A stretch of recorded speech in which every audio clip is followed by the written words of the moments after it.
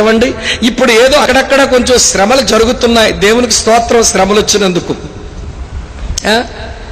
ఎప్పుడో చిన్న చిన్న శ్రమలు రాగానే అప్పుడే మన వాళ్ళ యొక్క ఏమండి SMS లు, వాట్సాప్లు ఎంత బాగా వర్కౌట్ అవుతున్నాయో.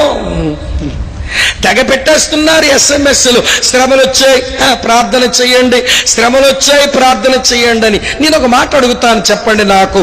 సంఘము శ్రమల్లోనే పుడుతుంది, సంఘము శ్రమల్లోనే అభివృద్ధి అవుతుంది, సంఘము శ్రమల్లోనే వ్యాప్తి చెందుతుంది. శ్రమలు లేకపోతే సంఘం పెరగదు, సంఘం ప్రక్షాళన అవ్వదు, సంఘం శుద్ధ అవ్వదు. అసలు సంఘానికి అత్యవసరమైనవి శ్రమలే.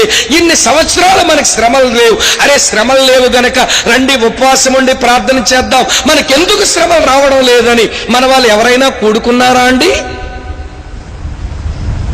మీరు ఇక్కడ ఉన్నారా లేదా? ఎవరైనా ఒక్క మెసేజ్ పెట్టారా? అసలు